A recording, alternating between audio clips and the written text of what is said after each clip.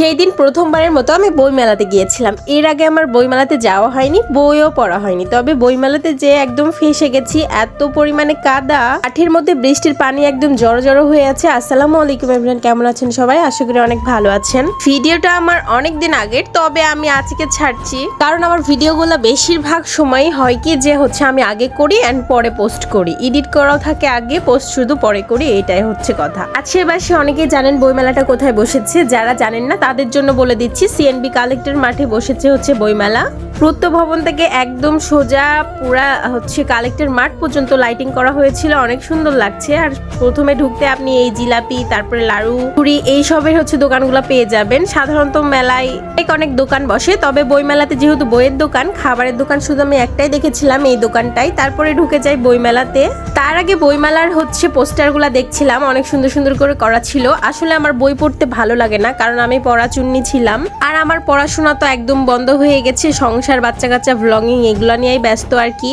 দেখতে পাচ্ছেন বইমেলাতে ভিড় নাই, অনেক বড় জায়গা জুড়ে, মানে পুরো কালেক্টর মাঠটা জুড়েই মেলা বসেছিল, অনেক দূরে দূরে দোকান বসেছিল। তবে আমি বইমেলার বইগুলাও চেক করে দেখিনি, শেষ বেলায় একটু দেখেছিলাম, কারণ বইয়ের প্রতি আমার কান বা ইন্টারেস্টই নাই। দেখি কত কত মেয়েরা, ছেলেরা বই পড়ে অ্যান্ড বইয়ের প্রতি ইন্টারেস্টেড। আর এইখানে দেখেন কাদাতে এমন অবস্থা, ইটের উপরে পাড়া দিয়ে দিয়ে মানে ব্রিজ, পদ্মা সেতু পার হয়ে হয়ে যাওয়া লাগছে। ওই পাশে অনেক নাচা গানা হচ্ছিল। প্রতিদিনই মেলা চলাকালীন কিন্তু হচ্ছে কনসার্ট হচ্ছে, তবে আমি যাওয়া হয়নি, যেতে পারিনি। হঠাৎ করে সেদিন প্রোগ্রাম শেষ করে, মানে হচ্ছে উত্তরবঙ্গ বাটিক হাউসের ওপেনিং শেষ করে গিয়েছিলাম।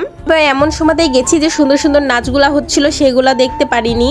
তারপরে বইয়ের দোকানগুলো মোটামুটি বন্ধ হয়ে গেছিল, আর মোটামুটি লোকজন ছিল। এটা যদি হচ্ছে অন্য কোনো মেলা হতো, দেখতেন কসমেটিক্সের দোকানগুলাতে, খেলনার দোকানগুলাতে মানুষের ভিড়ের অভাব হতো না, পুরা মাঠ জুড়ে ভিড় হতো।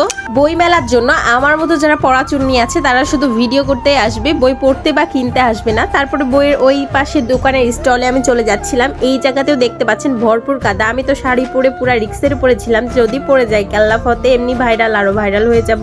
আমি ওই পাশে যে ভাইয়াকে বলছি, ভাইয়া আমি কিন্তু বই কিনবো না, একটা বই নিয়ে ভিডিও করতে পারবো? বলছে আচ্ছা আপু করেন, সমস্যা নাই, কিন্তু বেশি সময় নিয়েন না, ক্লোজ করে দিব।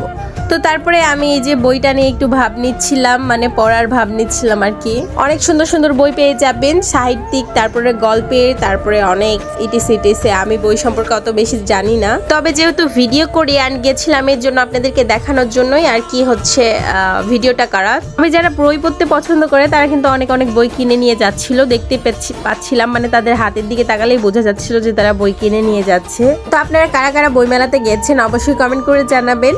আমার এই যে এইসব বই সম্পর্কে তেমন ধারণা নাই, এর জন্য কিছুই বলতে পারলাম না। তো যারা যারা এখনো বই মেলাতে যাননি, চলে যাবেন। তবে আমি আজকে পোস্ট করলাম যেহেতু, এখনো বলতে পারবো না যে আসলে বই মেলাটা এখন আছে কিনা। চারিদিকের অবস্থা দেখেন কি বাজে, পানিতে, বৃষ্টিতে একাকার অবস্থা। তারা যেতে চাচ্ছেন খোঁজ খবর নিয়ে যাবেন যে আসলে এখনো চলছে কিনা। তো আজকের ভিডিও থাকছে এই পর্যন্তই। সবাই ভালো থাকবেন, সুস্থ থাকবেন, লাভ লাইক দিয়ে পাশে থাকবেন।